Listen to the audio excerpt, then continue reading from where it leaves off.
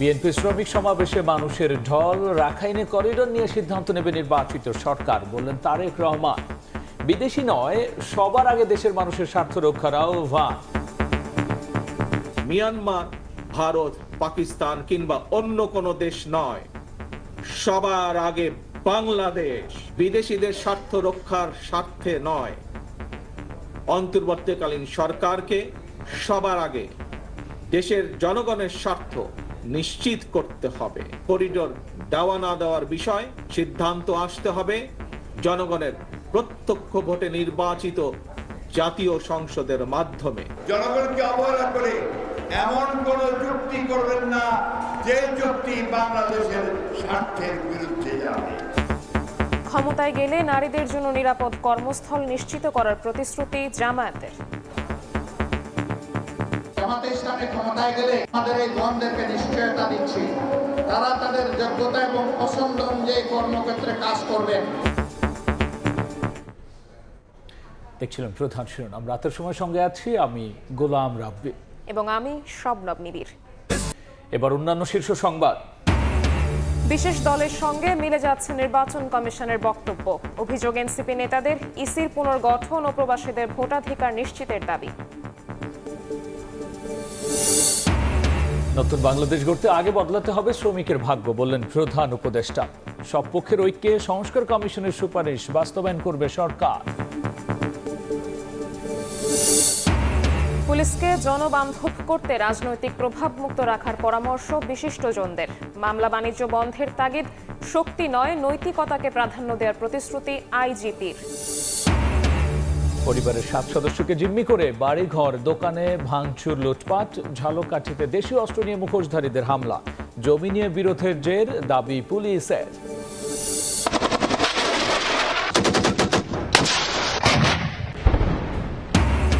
এবং সীমান্তে নিয়ন্ত্রণ রেখার কাছে পাকিস্তানের সমরাস্ত্র মহড়া। দিন দিন বাড়ছে দিল্লি ইসলামাবাদ উত্তেজনা। এবার ভারতীয় 4টি যুদ্ধ বিমানকে ধাওয়া।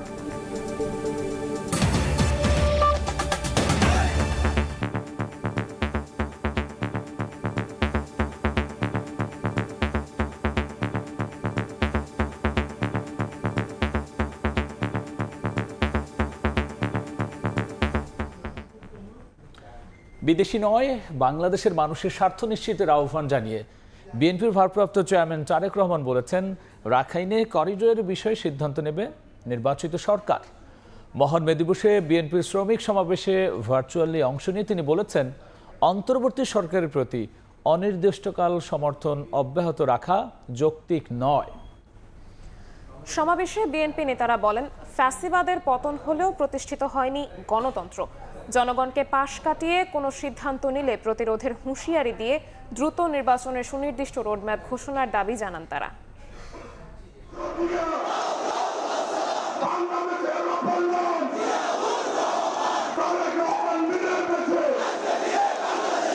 শ্রমিকের সমাবেশ, শ্রমজীবী মানুষের জমায়েত, কাঁধে কাঁধ মিলিয়ে এক কাতারে লাখো মজদুর। শ্রমঘণ্টা ও ন্যূনতম মজুরি সহ নানা দাবিতে এক হয়েছেন সবাই। মহান মে দিবসে রাজধানীর নয়াপল্টনে বিএনপি আয়োজন করে শ্রমিক সমাবেশের। যোগ দেন বিএনপির মহাসচিব মির্জা ফখরুল ইসলাম আলমগীর ও স্থায়ী কমিটির সদস্যরা। বিএনপি নেতারা শ্রমিকদের অধিকারের পাশাপাশি রাজনৈতিক বিষয়েও কথা বলেন। রাখাইনে মানবিক সহায়তা পাঠানোর জন্য করিডোর দেয়া হলে দেশের ক্ষতি হবে দাবি করে জনগণ ও রাজনীতিকদের পাশ কাটিয়ে কোনো সিদ্ধান্ত নিলে প্রতিরোধের হুঁশিয়ারি দেন তারা। দেশের জনগণকে পাশ কাটিয়ে, রাজনৈতিক দলগুলোকে পাশ কাটিয়ে কেউ যদি কোনো কিছু করতে চান তার বিরুদ্ধে প্রতিরোধ হবে, এটা আপনারা মাথায় রাখবেন। মির্জা ফখরুল ইসলাম আলমগীর বলেন, ফ্যাসিবাদের পতন হলেও প্রতিষ্ঠিত হয়নি গণতন্ত্র। রাজনৈতিক দলগুলোকে উপেক্ষা করে সরকার যাতে কোনো চুক্তি না করে সেই ব্যাপারে সতর্ক করেন বিএনপি মহাসচিব। দয়া করে রাজনৈতিক দলগুলোকে ইগনোর করে, অবহেলা করে, জনগণকে অবহেলা করে এমন কোন চুক্তি করবেন না যে চুক্তি বাংলাদেশের স্বার্থের বিরুদ্ধে যাবে। যুক্তরাজ্য থেকে ভার্চুয়ালি যুক্ত হয়ে দলের ভারপ্রাপ্ত চেয়ারম্যান তারেক রহমান বলেন, অন্তর্বর্তী সরকারের একটি অংশ নির্বাচন ও সংস্কারকে মুখোমুখি দাঁড় করিয়ে ফ্যাসিবাদ বিরোধী ঐক্যে বিভেদ তৈরি করছে। সুস্পষ্টভাবে নির্বাচনের রোডম্যাপ ঘোষণার দাবি জানান তিনি। গণতান্ত্রিকামী জনগণ মনে করে অন্তর্বর্তীকালীন সরকারের প্রতি অনির্দিষ্টকালের জন্য সমর্থন অব্যাহত রাখা যৌক্তিক নয়। সুনির্দিষ্টভাবে আগামী জাতীয় নির্বাচনের রূপরেখা ঘোষণা করুন। মানবিক করিডোর প্রসঙ্গে বিএনপির ভারপ্রাপ্ত চেয়ারম্যান সাফ জানিয়ে দেন, করিডোর দেয়া না দেওয়ার সিদ্ধান্ত আসতে হবে জনগণের প্রত্যক্ষ ভোটে নির্বাচিত সংসদ থেকে। আমাদের বক্তব্য স্পষ্ট, বিদেশিদের স্বার্থ রক্ষার স্বার্থে নয়, অন্তর্বর্তীকালীন সরকারকে সবার আগে দেশের জনগণের স্বার্থ নিশ্চিত করতে হবে।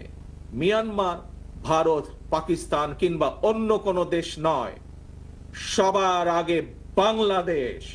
এটি হতে হবে আমাদের একমাত্র লক্ষ্য। ন্যায্য দাবি আদায়ে শ্রমিকদের ঐক্যবদ্ধ হওয়ারও আহ্বান জানান বিএনপি নেতারা।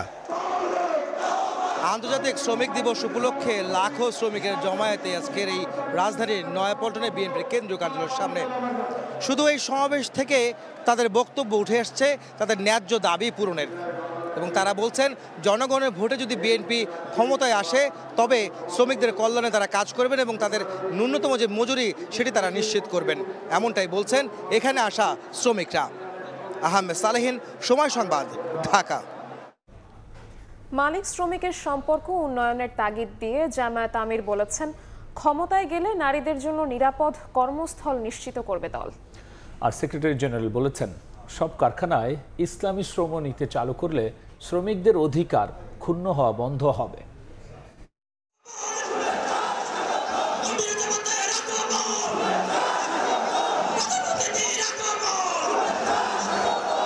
বাংলাদেশ শ্রমিক ফেডারেশন আয়োজিত সমাবেশে লোকে লোকারণ্য হয়ে ওঠে পুরানো পল্টন থেকে কাকরাইল মোড়। নানা শ্রেণী পেশার মানুষের পাশাপাশি এতে অংশ নেন জামায়াতে ইসলামীর নেতাকর্মীরা। বৃহস্পতিবারের এ আয়োজনে যোগ দিয়ে জামায়াতের সেক্রেটারি জেনারেল অধ্যাপক মিয়া গোলাম পরোয়ার বলেন, কর্মক্ষেত্রে ইসলামী শ্রমনীতি চালু করলে শ্রমিকদের অধিকার রক্ষা পাবে। নতুন বাংলাদেশের লক্ষ্যে কলকারখানার উৎপাদনের চাকাকে সচল রেখে মালিক শ্রমিকের সম্প্রীতি বন্ধন অটুট রেখে আল্লাহর নবীর প্রণীত ইসলামী শ্রমনীতি কায়েম হবে। অনুষ্ঠানে প্রধান অতিথির বক্তব্যে জামায়াতের আমির ডাক্তার শফিকুর রহমান বলেন, টেকসই বাংলাদেশ বিনির্মাণে মালিক শ্রমিক সম্পর্ক উন্নয়ন প্রয়োজন। বাংলাদেশ জামায়াতে ইসলামী ক্ষমতায় গেলে নারীদের জন্য পরিপূর্ণ নিরাপদ কর্মস্থল নিশ্চিত করা হবে বলেও প্রতিশ্রুতি দেন তিনি। প্রতিপক্ষ আমাদের বিরুদ্ধে অপবাদ ছড়ায়, জামায়াতে ইসলামী ক্ষমতায় গেলে মহিলাদের আর কোনো কাজ করতে দেবে না, ঘর থেকে বের হতে দেবে না। আমরা আমাদের এই বোনদেরকে নিশ্চয়তা দিচ্ছি, তারা তাদের যোগ্যতা এবং পছন্দ অনুযায়ী কর্মক্ষেত্রে কাজ করবেন। এখন তাদের কোনো সম্মান নাই, তাদের কোনো মর্যাদা নাই এবং তাদের কোনো নিরাপত্তা নাই। সেই রাষ্ট্রে ইনশাআল্লাহ তাদের মর্যাদাও আমরা কায়েম করব, তাদের নিরাপত্তাও নিশ্চিত করা হবে ইনশাআল্লাহ। শ্রমিকদের অমানবিক জীবনের ইতি টানতে ইসলামের শাসন প্রয়োজন বলেও মন্তব্য করেন জামায়াত নেতারা। শফিক মুন্সি, সময় সংবাদ, ঢাকা। বিশেষ দলের সঙ্গে নির্বাচন কমিশনের বক্তব্য মিলে যাচ্ছে বলে অভিযোগ করেছেন জাতীয় নাগরিক পার্টির নেতারা। নির্বাচন কমিশনের বিরুদ্ধে পক্ষপাতিত্বের অভিযোগ এনে ইসি পুনর্গঠনের দাবি জানিয়েছেন দলটির যুগ্ম আহ্বায়ক সারোয়ার তুষার।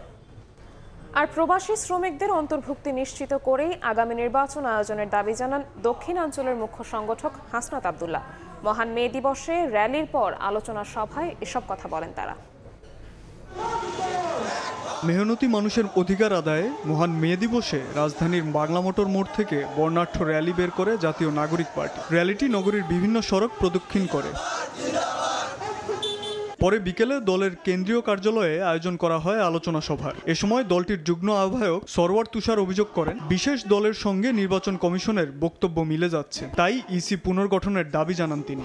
এখন যেটা হয়েছে, যেহেতু তারা এটা কোনো রকম রাষ্ট্রীয় সুবিধা কিংবা রাষ্ট্রীয় সেবা পায় না, ফলে রাজনৈতিক দলের সাথে তাদেরকে একটা অস্বাস্থ্যকর সম্পর্কের মধ্যে থাকতে হয়। অনেকগুলো আশু সংস্কারে যেটা এই মুহূর্তেই বাস্তবায়ন করা সম্ভব, এই ধরনের সংস্কার প্রস্তাবগুলো বিরোধিতা করতেছে ইলেকশন কমিশন। যে আইন, যে বিধান দ্বারা এই ইসি পরিচালিত হয়, এই বিদ্যমান আইন এবং এই বিদ্যমান বিধানে একটা সুষ্ঠু নির্বাচন সম্ভব না। ফলে আগামী নির্বাচনের আগেই ইসির সংস্কার করাটা সবচেয়ে জরুরি। প্রবাসীদের ভোটাধিকার নিশ্চিতের দাবি জানিয়ে এনসিপির দক্ষিণাঞ্চলের মুখ্য সংগঠক হাসনাত আব্দুল্লাহ বলেন, আগামী নির্বাচনে প্রবাসী শ্রমিকদের বঞ্চিত করা হলে তা হবে বৈষম্যের শামিল। দিন শেষে তারা শুধুমাত্র অর্থনীতিতে কন্ট্রিবিউট করে যায়, শুধুমাত্র অবদান রেখে যায়, কিন্তু রাষ্ট্র, আমাদের দেশ তাদেরকে আসলে কি দিতে পেরেছে এই পর্যন্ত?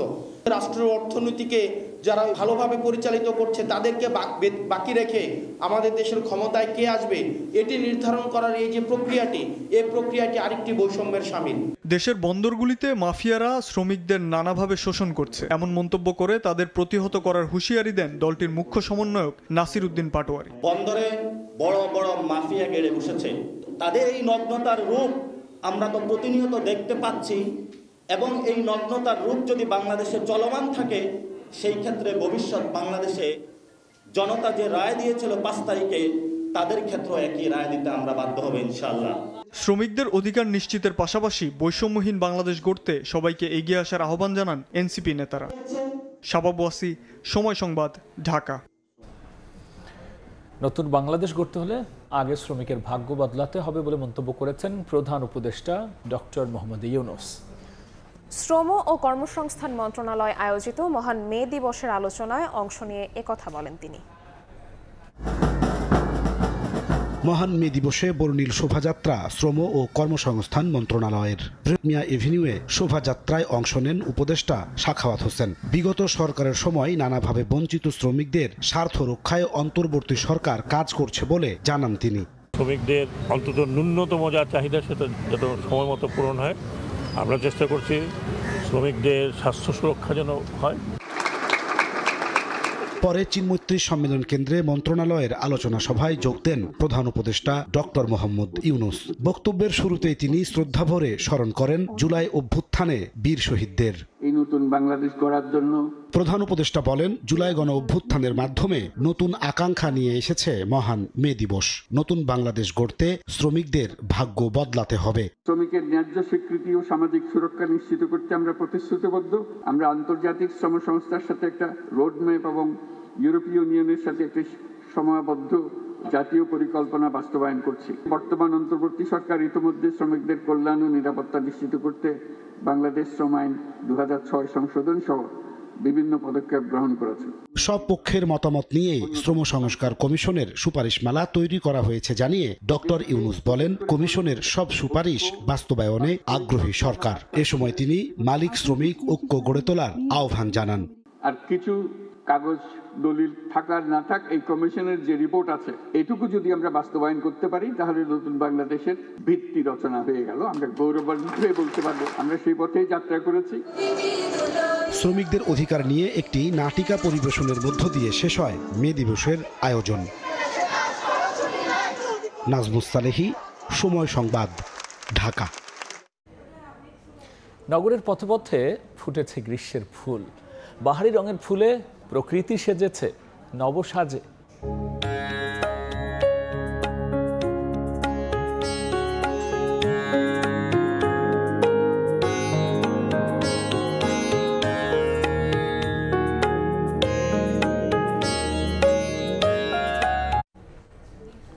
এ নিয়ে প্রতিবেদন থাকছে সংবাদের শেষাংশে।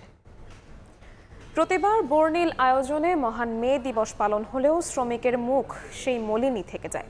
শোষণের মাপকাঠিতে চলে কর্মঘণ্টা। মে দিবসে সকাল থেকেই শ্রমিকদের বিভিন্ন সংগঠন রাজধানীতে বর্ণাঢ্য র্যালি বের করে। স্লোগানে স্লোগানে শ্রম আইনের কঠোর বাস্তবায়ন চেয়েছেন তারা।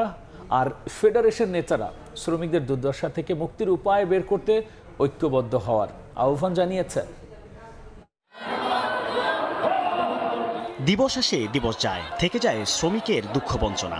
মে দিবসের ধাক্কা বিশ্বের শ্রমিকদের সংহতি বাড়িয়েছে, প্রেরণা জুগিয়েছে শোষণের বিরুদ্ধে ঐক্যবদ্ধ হওয়ার। কিন্তু তাদের ন্যূনতম মজুরি, নিরাপদ কর্মক্ষেত্র, অধিকার যেমন এখন রয়েছে পিছিয়ে, তেমনি পিছিয়ে রয়েছে অনেক কাজের সামাজিক স্বীকৃতি।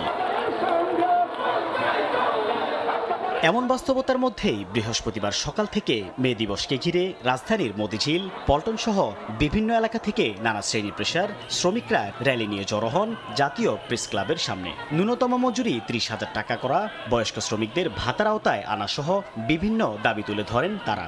ঈদের ছুটি নিয়ে বঞ্চিত হচ্ছি, 5 দিনের জায়গায় 3 দিন পাইতেছে, 3 দিনে হয় ঈদের ছুটি।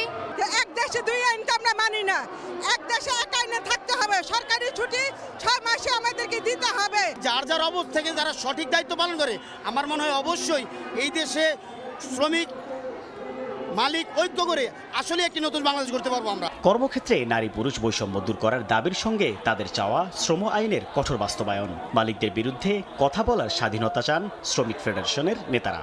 বেতন ভাতা যে 3 মাস 4 মাস পর্যন্ত আটকে রাখে মালিক শ্রেণী, আমরা চাচ্ছি তাদের বেতন ভাতা অবিলম্বে পরিশোধ করা হোক। জাতীয় ন্যূনতম মজুরি 30,000 টাকা দিতে হবে এবং 9% যে ইনক্রিমেন্ট যেটা বাড়ানো হয়েছে সেটা এখনো কোনো কারখানায় কার্যকর হয়নি। হয়রানিমুক্ত কর্ম পরিবেশ, নিরাপদ কর্মস্থল নিশ্চিত করা যায়। মালিকের ইচ্ছা মতো যখন যেটা করা দরকার সেটা করছে। শ্রমিকরা প্রতিবাদ করলে পুলিশের হয়রানি, গোয়েন্দা সংস্থার হয়রানি, বিভিন্ন হয়রানি করা হচ্ছে। এদিকে রাজধানীর সায়দাবাদে স্লোগান আর বাদ্যযন্ত্র নিয়ে দিবস উদযাপনে সড়কে নামেন পরিবহন খাতের শ্রমিকরা। দাবি জানান প্রাতিষ্ঠানিক স্বীকৃতি দেয়ার। পার্মানেন্ট চাকরিবিধির আইনের আওতায় আমাদের একটা কার্ড তৈরি করে দেওয়া, প্রত্যেকটা ড্রাইভারদেরকে যেন, হেল্পারদেরকে যেন 8 ঘন্টার ডিউটিতে মাসিক বেতন ভাতা দেওয়ার সিদ্ধান্ত গ্রহণ করেন এবং অন্যান্যরা যে সুযোগ সুবিধা চাকরি ক্ষেত্রে পায়, আমাদের দীর্ঘদিনের দাবি সেভাবে যেন আমাদেরও ন্যায্য অধিকার, আমরা ন্যায্য অধিকার পাই। পরিবহন শ্রমিকদের অভিযোগ, মালিক পক্ষে চাপিয়ে দেয়া বাড়তি ট্রিপের কারণেই অনিচ্ছাকৃত দুর্ঘটনা ঘটছে। সাইফুল ইসলাম, সময় সংবাদ, ঢাকা। পুলিশ আর জনগণের দূরত্ব কমাতে বাহিনীকে রাজনৈতিক প্রভাব মুক্ত রাখার পরামর্শ দিয়েছেন বিশিষ্টজনেরা। আর সমসাময়িক প্রেক্ষাপটে পুলিশকে গণঅভ্যুত্থানের মামলা বাণিজ্য বন্ধের তাগিদ দিয়েছেন নানা শ্রেণী পেশার মানুষ। রাজারবাগে পুলিশ সপ্তাহের সমাপনী দিনের আয়োজনে তারা এসব দাবি তুলে ধরেন। পরে পুলিশ প্রধান প্রতিশ্রুতি দেন, শক্তি নয় নৈতিকতা দিয়ে দায়িত্ব পালনে তার বাহিনী দৃঢ় প্রতিজ্ঞ থাকবে। আমার পুলিশ আমার দেশ, বৈষম্যহীন বাংলাদেশ স্লোগানে 29 এপ্রিল শুরু হয় পুলিশ সপ্তাহ 2025। বৃহস্পতিবার শেষ দিনে রাজারবাগ পুলিশ অডিটোরিয়ামে নাগরিক ভাবনায় জনতার পুলিশ, নিরাপত্তা ও আস্থার বন্ধন শীর্ষক বিশেষ সেশনের আয়োজন করা হয়। এতে অংশ নেন ছাত্র প্রতিনিধি সহ বিভিন্ন শ্রেণী পেশার মানুষ। পুলিশকে তারা কেমন দেখতে চান তুলে ধরেন সে বিষয়ে মতামত।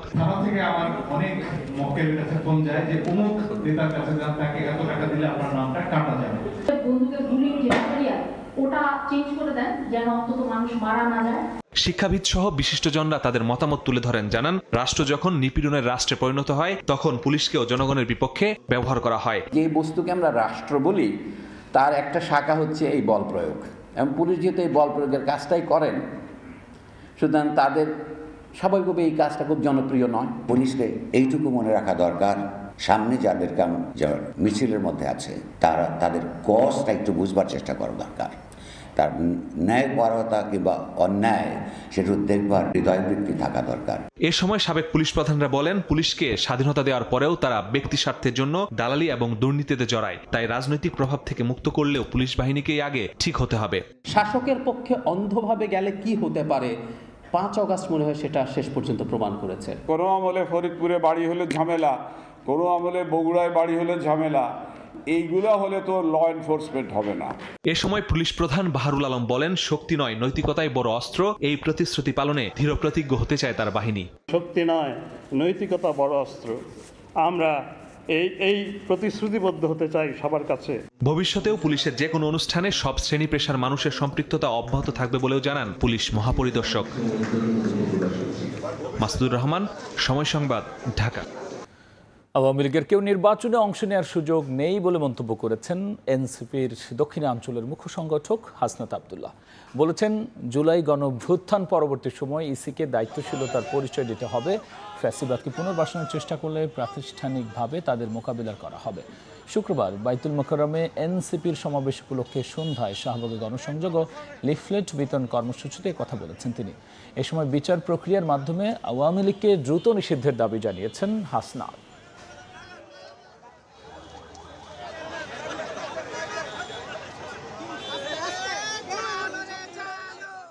এই গণঅভ্যুত্থানের পরে কোনোভাবেই পলিটিক্যালি ফাংশন হওয়ার কোনো ধরনের রাইট নাই। আমরা চাই আওয়ামী লীগকে বিচার প্রক্রিয়ার মধ্য দিয়ে আওয়ামী লীগের চ্যাপ্টার ক্লোজ করতে হবে। ইলেকশন কমিশন আমরা আরো বেশি তাদের দায়িত্বশীল এবং প্রাতিষ্ঠানিক আচরণ করার জন্য আমরা আহ্বান জানাবো। যদি ফেসিবাদকে কোনোভাবেই ইনস্টিটিউশনালি কোনোভাবে রাজনৈতিক পলিটিক্যালি ইনস্টিটিউশনালি বা ইন্টালেকচুয়ালি কোনোভাবে আবার রিহ্যাবিলিটেট করার চেষ্টা করা হয়, আমরা সেটিকে অবশ্যই আমরা প্রাতিষ্ঠানিকভাবে আমরা প্রতিরোধ করব। রাতের সময় আরও থাকছে। লাল সবুজ জার্সিতে খেলার পথে আরও এক ধাপ এগিয়ে গেলেন সমিত। মিলল কানাডিয়ান সকার অ্যাসোসিয়েশনের ছাড়পত্র। পাসপোর্টের আবেদনের জন্য কাল যাবেন দূতাবাসে। চট্টগ্রামের আনোয়ারায় পাহাড় ধসে মাটি চাপা পড়ে প্রাণ গেছে 2 স্কুল ছাত্রের, আহত হয়েছে আরও 2 জন। স্থানীয়দের অভিযোগ, নিয়মিত পাহাড় কাটায় ধসের ঘটনা ঘটেছে। স্কুল বন্ধ থাকায় সকালে চট্টগ্রামের আনোয়ারায় 2 বন্ধুদের সঙ্গে পাহাড় বেষ্টিত মাঠে খেলতে যায় 2 স্কুল শিক্ষার্থী রোহান ও মিসবা। রোদের তীব্রতার কারণে এক পর্যায়ে পাহাড়ের পাদদেশে বিশ্রাম নিতে যায় তারা। তখনই পাহাড়ের একাংশ ধসে পড়ে তাদের উপর। এতে ঘটনাস্থলেই মারা যায় রোহান ও মিসবা। আহত 2 জনকে নেওয়া হয় হাসপাতালে। কেলের জন্য আছে তো সায়ান নিচে দাঁড়াইছে, এখানে মাটির চাপা দিয়ে পড়ছে। তাড়াতাড়ি এসে দেখতেছি হ্যাঁ এই পাহাড় ওদের মাথার উপরে দোষে আছে। ওইখান থেকে 2 জন উদ্ধার করছি আর 4 জন উদ্ধার করছি। 4 জনের মধ্যে 2 জন মারা গেছে। স্থানীয়দের অভিযোগ, দিনের পর দিন পাহাড় কাটার কারণে এমন দুর্ঘটনা ঘটেছে। কেপিজেড কর্তৃপক্ষ এই বিভিন্নভাবে রাতের আধারে বা চুরি করে ওরা পাহাড় কেটে পাহাড় গোলার একটা মরণফাত করে গেছে এখানে। অবশ্যই কেপিজেড আছে, যে কেপিজেড যদি পাহাড় না কাটতো আজকে এত বড় একটা ঘটনা হতো না। কেপিজেড কর্তৃপক্ষের ভুলের কারণে নাই কোনো সিকিউরিটি, নাই কোনো এখানের সেফটি। নিহত রোহান ও মিসবা স্থানীয় বৈরাগী স্কুলের 5ম ও 6ষ্ঠ শ্রেণীর শিক্ষার্থী। উন্নত চিকিৎসার জন্য আহত 2 জনকে নেওয়া হয় চট্টগ্রাম মেডিকেল কলেজ হাসপাতালে। অতি বৃষ্টিতে সবসময় চট্টগ্রামে পাহাড় ধসের একটা সম্ভাবনা থাকে, কিন্তু বৃষ্টি ছাড়াও আজকের যে পাহাড় ধসে 2 জন নিহত হলো, এজন্য স্থানীয়দের দাবি অপরিকল্পিত এবং অননুমোদিতভাবে পাহাড় কাটায় এই দুর্ঘটনা। চট্টগ্রামের আনোয়ারার কেপিজেড থেকে ফেরদৌস লিপি, সময় সংবাদ।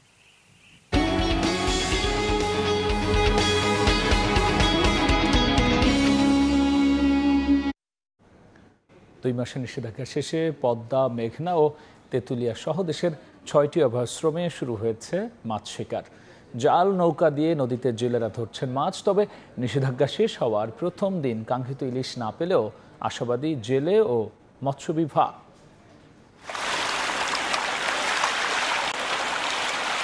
যাত্রা সংরক্ষণে 2 মাসের নিষেধাজ্ঞা শেষে ভোলার মেঘনা ও তেঁতুলিয়া নদীর 190 কিলোমিটার এলাকা জেলেদের মাছ ধরার জন্য উন্মুক্ত হয়েছে। বুধবার মধ্যরাতে নিষেধাজ্ঞার সময়সীমা শেষ হওয়ার পর থেকেই মাছ ধরছেন জেলেরা। বৃহস্পতিবার ভোরে রূপালী ইলিশ নিয়ে ঘাটে ফিরছেন অনেক জেলে। নদীতে যাওয়ার পরে যেরকম মাছ পাওয়ার আশা করছিলাম সেরকম কাঙ্ক্ষিতভাবে ওরকম মাছ জেলেরা পায়নি। ভোলা জেলার যে কাঙ্ক্ষিত 1,85,000 মেট্রিক টন ইলিশের উৎপাদন, এই জাটকা সংরক্ষণের, এই অভয়াশ্রম সংরক্ষণের যে ফলাফল, তার পজিটিভে আমাদের উৎপাদন লক্ষ্যমাত্রা অর্জিত হবে। এদিকে একই চিত্র পটুয়াখালীর তেঁতুলিয়া নদীতেও। জেলেদের জালে প্রচুর পরিমাণে বড় আকারের ইলিশ সহ নানা প্রজাতির মাছ ধরা পড়বে প্রত্যাশা মৎস্য বিভাগের। ইলিশ সহ অন্যান্য সকল মাছ কিন্তু এই সময় তার প্রজনন, দৈহিক পরিবৃদ্ধি, আকার আয়তনে পরিবৃদ্ধি, মজুদ বৃদ্ধি, অর্থাৎ এক ইলিশ বাঁচলে সাথে সাথে অন্য মৎস্য সম্পদও পরিবৃদ্ধি ঘটবে। পদ্মা ও মেঘনায় জাল নৌকা নিয়ে মাছ ধরতে ব্যস্ত চাঁদপুরের জেলেরা। জালে ধরা পড়া ছোট বড় মাছ নিয়ে নদী পাড়ের আড়তগুলোতে বিক্রি করছেন তারা। চন্দ্র বিশ্বাস, ববি, সময় সংবাদ। ধীরে ধীরে স্বাভাবিক হচ্ছে হজ যাত্রীদের ভিসা জটিলতা। 19,000 থেকে 16,000-এ নেমেছে ভিসা না পাওয়ার সংখ্যা। পরিচালকের আশা খুব দ্রুতই এই সংকটের পুরোপুরি সমাধান হবে। এদিকে হজ যাত্রার তৃতীয় দিনে 10টি ফ্লাইটে 4,000-এরও বেশি যাত্রী সৌদি আরব যাচ্ছেন। তোহা খান তামিমের রিপোর্ট। পবিত্র হজ পালনে কিছুক্ষণ পরই রওনা হবেন সৌদি আরবের উদ্দেশ্যে, তাই নিজেকে ঝালাই করে নিচ্ছেন রাজধানীর আশকোনা হজ ক্যাম্পে। বাধ্যবাধকতা না থাকলেও দেশ থেকে যাত্রার আগেই সেলাইবিহীন সাদা কাপড়ের ইহরাম বেঁধেছেন অনেকে। আশকোনা হজ ক্যাম্পের পরিবেশ ব্যবস্থাপনা নিয়ে সন্তুষ্টি প্রকাশের পাশাপাশি দীর্ঘদিনের স্বপ্ন পূরণে মহান আল্লাহর শুকরিয়া জ্ঞাপন করেন যাত্রীরা। একটা স্বপ্ন ছিল যে কবে যাব হজে, সেই স্বপ্নটা আল্লাহ পূরণ করেছে। শুকরিয়া, আল্লাহর কাছে লাখ লাখ শুকরিয়া। আল্লাহর ঘরে যাচ্ছি, এর চেয়ে বড় আর কি আছে। আর ব্যবস্থাপনাও ভালো। যেখানে মুসলমান আছে এবং আমরা সবাই খুব কষ্টের মধ্যে আছে, আমি সবার জন্য দোয়া চাইব। এদিকে ধীরে ধীরে স্বাভাবিক হচ্ছে সৌদি আরবের ভিসা অফিসের হালনাগাদের কারণে সৃষ্ট জটিলতা। বুধবার ভিসা না পাওয়ার সংখ্যা 19,000-এরও বেশি থাকলেও বৃহস্পতিবার তা 16,000-এ নেমেছে। সফটওয়্যারের মাধ্যমে আসলে অনলাইন ভিসা প্রসেস করতে এবছরে তারা সেই সফটওয়্যারটাকে আপডেট করেছে। আপডেট করার কারণে তাদের সিঙ্ক্রোনাইজেশনে কিছুটা সময় লাগছে, এই কারণে আসলে কিছু কিছু ভিসা ওই নির্ধারিত সময়ের মধ্যে আসেনি। খুব কম সংখ্যক কয়েকটি ভিসা আসেনি। তবে আমরা আশা করছি যে একটা সিস্টেম যেহেতু তারা রান করেছে, নিশ্চয়ই খুব দ্রুতই তারা এটা ওভারকাম করে সকলের ভিসা প্রদানের জন্য আন্তরিকভাবে চেষ্টা করবে। আগামী 31 মে পর্যন্ত চলবে হজ ফ্লাইট। চাঁদ দেখা সাপেক্ষে 4 অথবা 5 জুন অনুষ্ঠিত হতে পারে পবিত্র হজ। তোহা খান তামিম, সময় সংবাদ, ঢাকা। খুলনা প্রকৌশল ও প্রযুক্তি বিশ্ববিদ্যালয়ের ভারপ্রাপ্ত উপাচার্য হিসেবে নিয়োগ পেয়েছেন চট্টগ্রাম প্রকৌশল ও প্রযুক্তি বিশ্ববিদ্যালয়ের পুরকৌশল বিভাগের অধ্যাপক ডক্টর মোহাম্মদ হযরত আলী। সকালে শিক্ষা মন্ত্রণালয়ের মাধ্যমিক ও উচ্চশিক্ষা বিভাগের বৃত্তি ও প্রকৌশল শাখা থেকে একটি প্রজ্ঞাপন জারি করা হয়। ওই প্রজ্ঞাপনে বলা হয়, রাষ্ট্রপতির আদেশক্রমে কুয়েটে পূর্ণকালীন ভাইস চ্যান্সেলর নিয়োগের পূর্ব পর্যন্ত অন্তর্বর্তী সময়ের জন্য ডক্টর মোহাম্মদ হযরত আলীকে উপাচার্যের দায়িত্ব পালনের জন্য বলা হয়। দীর্ঘ 2 মাস টানা আন্দোলন এবং শিক্ষার্থীদের আমরণ অনশন কর্মসূচির প্রেক্ষিতে গত 25 এপ্রিল বিশ্ববিদ্যালয়টির ভিসি এবং প্রভিসিকে অপসারণ করে প্রজ্ঞাপন জারি করে শিক্ষা মন্ত্রণালয়।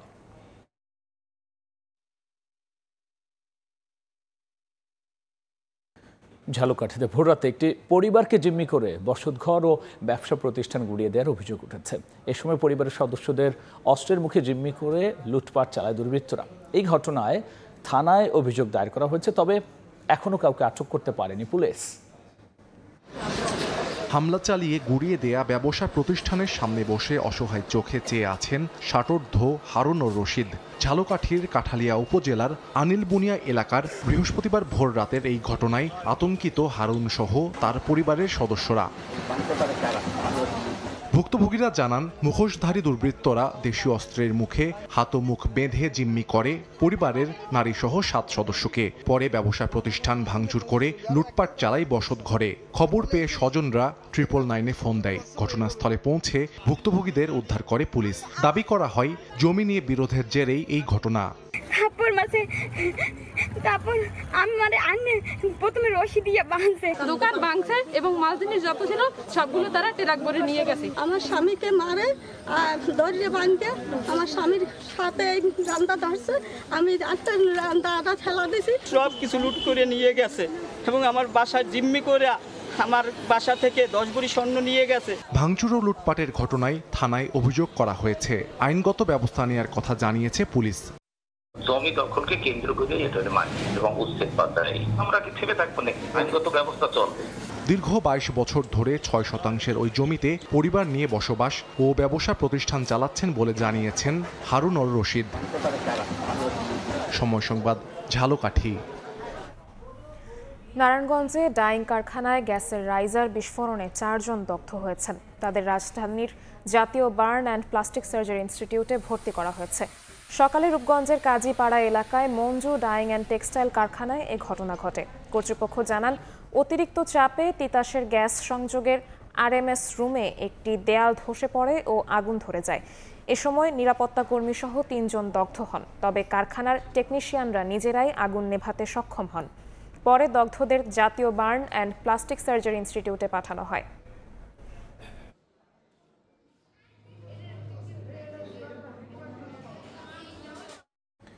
ফরিদপুরে আলাদা জায়গায় ছাদ থেকে পড়ে বৃদ্ধ শিশুর মৃত্যু হয়েছে। স্থানীয়রা জানিয়েছেন, বুধবার রাতে ভাঙ্গা উপজেলার মালি গ্রামে একটি 5তলা ভবনের ছাদ থেকে পড়ে যান বিজিবির সাবেক সদস্য খবির উদ্দিন মিয়া। পরে খবর পেয়ে পুলিশ মরদেহ উদ্ধার করে ময়নাতদন্তের জন্য ফরিদপুর মেডিকেলের মর্গে পাঠায়। অন্যদিকে সোমবার ভাঙ্গা পৌর সদরের পোস্ট অফিসের পাশের একটি 4তলা ভবনের ছাদে ছবি তুলছিলেন 5ম শ্রেণীর ছাত্র ইমন। এ সময় ছাদ থেকে পড়ে গেলে তাকে উদ্ধার করে ঢাকার একটি হাসপাতালে ভর্তি করা হয়। বুধবার রাতে চিকিৎসাধীন অবস্থায় মারা যায় ইমন। রাতের সময়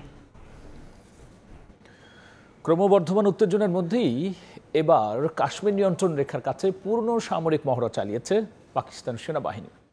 একই সাথে দেশটির পক্ষ থেকে ভারতীয় 4টি যুদ্ধ বিমানকে ধাওয়া দেওয়ারও দাবি করা হয়েছে। অপরদিকে পাকিস্তানের উড়োজাহাজের জন্য আকাশ সীমা বন্ধ করেছে ভারত।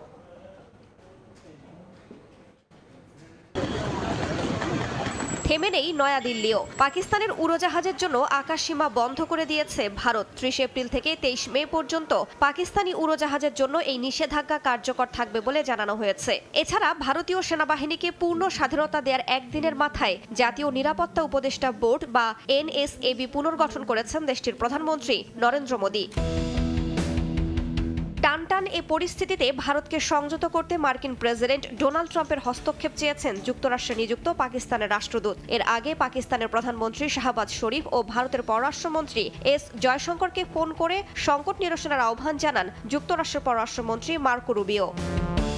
রাইসা জান্নাত, সময় সংবাদ। অবশেষে যুক্তরাষ্ট্র ও ইউক্রেনের মধ্যে বহুল প্রতীক্ষিত খনিজ চুক্তি স্বাক্ষরিত হয়েছে। চুক্তির আওতায় দুই দেশের জন্য একটি যৌথ তহবিল গঠন করা হবে। ইউক্রেন জানিয়েছে ভূগর্ভস্থ সম্পদের মালিকানা তাদের কাছেই থাকবে। এ চুক্তিকে ট্রাম্পের শান্তি কৌশলের অংশ হিসেবে আখ্যা দিয়েছেন মার্কিন অর্থমন্ত্রী।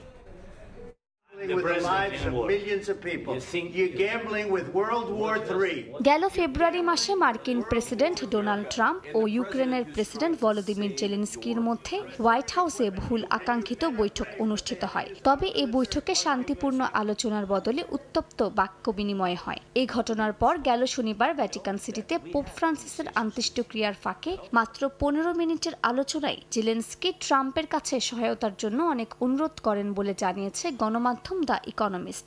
সে বৈঠকের কয়েকদিনের মধ্যে বুধবার কিয়েভ ও ওয়াশিংটনের মধ্যে স্বাক্ষরিত হল যুগান্তকারী খনিজ চুক্তি। বুধবার ওয়াশিংটন ডিসিতে যুক্তরাষ্ট্র ও ইউক্রেনের অর্থমন্ত্রী এই চুক্তিতে স্বাক্ষর করেছেন। দুই দেশের মধ্যে স্বাক্ষরিত এই চুক্তির আওতায় একটি যৌথ তহবিল গঠিত হবে। ইউক্রেনের অর্থমন্ত্রী ইউলিয়া সিরিদেনকো জানান, তহবিল থেকে প্রাপ্ত আয় সমানভাবে ভাগ হবে। তবে ভূগর্ভস্থ সম্পদের মালিকানা ইউক্রেনের হাতে থাকবে, আর নতুন খনিজ লাইসেন্স থেকে আসা আয়ের অর্ধেক যাবে এই ফান্ডে। অবশেষে সব শঙ্কা কাটিয়ে এই চুক্তিতে সই করে দুই পক্ষ। তবে এই চুক্তির পর কিয়েভ মস্কোর মধ্যে শান্তি প্রতিষ্ঠিত না হলে ইউক্রেনে মার্কিন সামরিক সহায়তা আবারও চালু হবে কিনা তা নিয়ে কিছু স্পষ্ট করা হয়নি। মালিহা সুরাওয়ার্দী, সময় সংবাদ। দেখছেন রাতের সময়। পাসপোর্ট হাতে পাওয়ার আগেই বাংলাদেশ জাতীয় দলের হয়ে খেলতে কানাডিয়ান সকার অ্যাসোসিয়েশনের ছাড়পত্র পেয়েছেন সামিত সোম, যা হাতে পেয়েছে বাংলাদেশ ফুটবল ফেডারেশন। কাল কানাডায় অবস্থিত বাংলাদেশ দূতাবাসে পাসপোর্ট পেতে আবেদন করবেন সামিত সোম, যা নিশ্চিত করেছে বাফুফে সহসভাপতি ফাহাদ করিম। হামজা দেওয়ান চৌধুরীর পর দেশের ফুটবলে এখন চর্চা চলছে কানাডা প্রবাসী ফুটবলার সামিত সোমকে নিয়ে। জুনে অনুষ্ঠিত হতে যাওয়া সিঙ্গাপুরের বিপক্ষে এএফসি এশিয়ান কাপ বাছাইয়ের আগে এই ফুটবলারকে পাওয়া নিয়ে সমর্থকদের মাঝে কাজ করছে চরম উৎকণ্ঠা। এখনো বাংলাদেশের পাসপোর্ট হাতে পাননি সামিত সোম। তার মাঝে বাকি ফিফার প্লেয়ার স্ট্যাটাস কমিটির ঝক্কি ঝামেলা। এসবের মাঝে দেশের ফুটবল ভক্তদের সুখবর দিল বাফুফে। পাসপোর্ট হাতে পাওয়ার আগেই বাংলাদেশের হয়ে খেলতে কানাডিয়ান সকার অ্যাসোসিয়েশন থেকে ছাড়পত্র পেয়েছেন সামিত। এগেইন আমি বারবার একটা কথা বলেছি যে কিছু প্রক্রিয়া কিন্তু আমাদের হাতে নাই। ফিফার কি হবে কিংবা কানাডা সকার অ্যাসোসিয়েশনে কি হবে, এটা কিন্তু আমাদের হাতে নাই। সো এই ক্ষেত্রে আমাদের কোনো কিছু করার থাকে না রিকোয়েস্ট করা ছাড়া। সো সেই সাপেক্ষে আমরা অ্যাটলিস্ট একটি কানাডা সকার অ্যাসোসিয়েশন একটা পেয়ে গিয়েছি। সেটা আমি মনে করি একটা অত্যন্ত ভালো এবং গুরুত্বপূর্ণ একটি অর্জন। বর্তমানে কানাডার প্রিমিয়ার লিগের দল ক্যাভালরি এফসিতে খেলছেন সামিত। পালন করছেন অধিনায়কের দায়িত্ব। লাল সবুজ জার্সি গায়ে খেলতে হলে লাগবে ক্যাভালরি এফসির অনুমতিও, যার জন্য ক্লাবটিকে চিঠি পাঠাবে বাফুফে। প্রিপারেটরি যে ম্যাচটা হবে 4 অথবা 5 তারিখে, সেটার জন্য উনি আসবেন ইনশাল্লাহ। ওইভাবে ওনাকে ইনফরমেশন দেওয়া আছে। এই ব্যাপারে উনি অলরেডি আমাকে বললেন যে পাসপোর্টের অ্যাপয়েন্টমেন্টটা হয়ে যাওয়ার পরে উনি চান আমরা ফেডারেশন থেকে ওনার ক্লাবকেও যেন একটা রিকোয়েস্ট পাঠাই উইথ দ্য ফিক্সচার কোন কোন ম্যাচের জন্য। তো আমি ওনাকে ওইটাও বলেছি যে আমরা ড্রাফট রেডি করে ফেলবো, আপনি যখন আমাকে বলবেন আমি তখনই পাঠিয়ে দেবো। এদিকে মে মাসের দ্বিতীয় সপ্তাহে প্যারাগুয়েতে আয়োজিত হবে ফিফার কংগ্রেস। সেখানে অংশ নেবেন বাফুফের সভাপতি তাবিত আওয়াল, যেখানে সামিত সোমের বিষয়ে ফুটবলের সর্বোচ্চ নিয়ন্ত্রক সংস্থায় কথা বলবেন তিনি। উনি বলছেন না। ফাহিম ইসলাম, সময় সংবাদ, ঢাকা। লর্ডসে ফিরছে বিশ্বকাপের ফাইনাল। আগামী বছর ইংল্যান্ডে অনুষ্ঠিত হতে যাওয়া নারী টি-20 বিশ্বকাপের 7 ভেন্যুর নাম ঘোষণা করেছে আইসিসি। ফাইনাল হবে ঐতিহাসিক লর্ডস স্টেডিয়ামে। আগামী বছরের 12 জুন শুরু হবে নারী টি-20 বিশ্বকাপের 10ম আসর। আসরের পর্দা নামবে 5 জুলাই। 7 ভেন্যুতে হবে মোট 33 ম্যাচ। সব ভেন্যুর নামও ঘোষণা করেছে আইসিসি। আগামী আসরে প্রতিযোগী দেশের সংখ্যা বাড়িয়ে 12 করা হয়েছে, যেখানে 6টি করে দল ভাগ হয়ে খেলবে 2 গ্রুপে। গত বছরের অক্টোবরে র্যাঙ্কিংয়ের শীর্ষ 8-এ থাকা দলগুলো বিশ্বকাপে জায়গা নিশ্চিত করেছে। বাছাই পর্ব খেলে উঠবে বাকি 4 দল। বিশ্বকাপে খেলতে বাংলাদেশ নারী দলকেও হতে হবে বাছাই পর্বের গণ্ডি।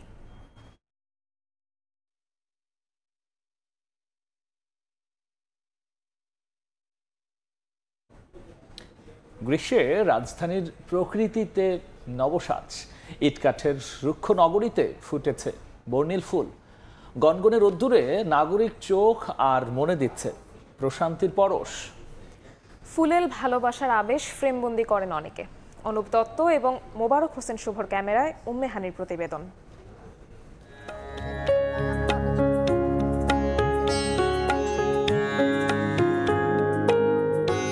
ঋতুর পালাবদলের চক্র ঘুরে প্রকৃতিতে গ্রীষ্ম আসে তীব্র উষ্ণতা নিয়ে। কাঠফাটা রোদে যখন হাঁসফাঁস নগর জীবন, তখন চোখের শান্তির চিঠি হয়ে প্রকৃতিতে উকি দেয় জারুলের বেগুনি শীতলতা, সোনালুর মৃদু হাসি আর কৃষ্ণচূড়ার লাল আগুন। রুক্ষ কাঠখোট্টা রূপ ছাপিয়ে সব মিলিয়ে প্রকৃতি এখন রংধনু, রঙের ছবি। চারপাশে তৃষ্ণা, ক্লান্তি, অবসাদ, আবার আছে জীবন জয়েরও শক্তি। তাই তো উত্তপ্ত বাতাসের ভেতরেও এ যেন এক টুকরো কোমলতা। এই সময়টাতে এত ফুল ফুটে খুব সুন্দর লাগে এবং আমাদের চোখে এগুলো একটা শান্তি দেয়। কৃষ্ণচূড়া ফুলের যে হলো আলাদা একটা সৌন্দর্য রয়েছে, যেটা অন্য ফুলে সাধারণত পাওয়া যায় না। শহরের প্রাণকেন্দ্রের কয়েকটি সড়কে দেখা মেলে গ্রীষ্মের ফুল। তবুও এই শহরে ফেরে না প্রাণ। বছর বছর বাড়ে তাপমাত্রা, কমে যায় বৃক্ষরাজি। কংক্রিটের প্রাচীরে গলা টিপে ধরা প্রকৃতি তবুও সহজে হার মানে না, বরং স্বল্প সামর্থ্যে ফুল হয়ে গল্প বলে যায় টিকে থাকার।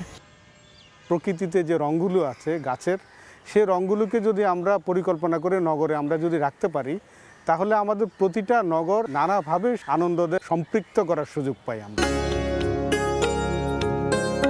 ফুল ফোটে, ফুল ঝরে, ঝরে পড়া ফুলও উজাড় করে, নিজেকে মেলে ধরে পথের বাঁকে। নতুন রূপে আবারও নতুন ফুলের সুবাস নিয়ে জেগে ওঠার পালা। চিরকালের এই বন্ধনে প্রকৃতি ও মানুষ একসঙ্গে বেঁচে থাকুক, রঙিন হয়ে উঠুক জীবন। প্রকৃতির এই অনন্য রূপ শুধু গ্রীষ্মকেই সহনীয় করে তোলে না, দেয় চোখ ও মনে প্রশান্তি, জানায় প্রকৃতির নিঃশব্দ ভালোবাসার বার্তা। উম্মে হানি, সময় সংবাদ, ঢাকা। এ পর্যায়ে শীর্ষ সংবাদ জানিয়ে দিচ্ছে আরও একবার। রাখাইনে করিডোর নিয়ে সিদ্ধান্ত নেবে নির্বাচিত সরকার, বললেন তারেক রহমান। বিদেশি নয়, দেশের মানুষের স্বার্থ রক্ষার আহ্বান। নির্বাচনে সুনির্দিষ্ট রোডম্যাপ দাবি। ক্ষমতায় গেলে নারীদের জন্য নিরাপদ কর্মস্থল নিশ্চিতের প্রতিশ্রুতি জামায়াতের। বিশেষ দলের সঙ্গে মিলে যাচ্ছে নির্বাচন কমিশনের বক্তব্য, অভিযোগ এনসিপি নেতাদের। এবং নতুন বাংলাদেশ গড়তে আগে বদলাতে হবে শ্রমিকের ভাগ্য, বললেন প্রধান উপদেষ্টা। সব পক্ষের ঐক্যে সংস্কার কমিশনের সুপারিশ বাস্তবায়ন করবে সরকার।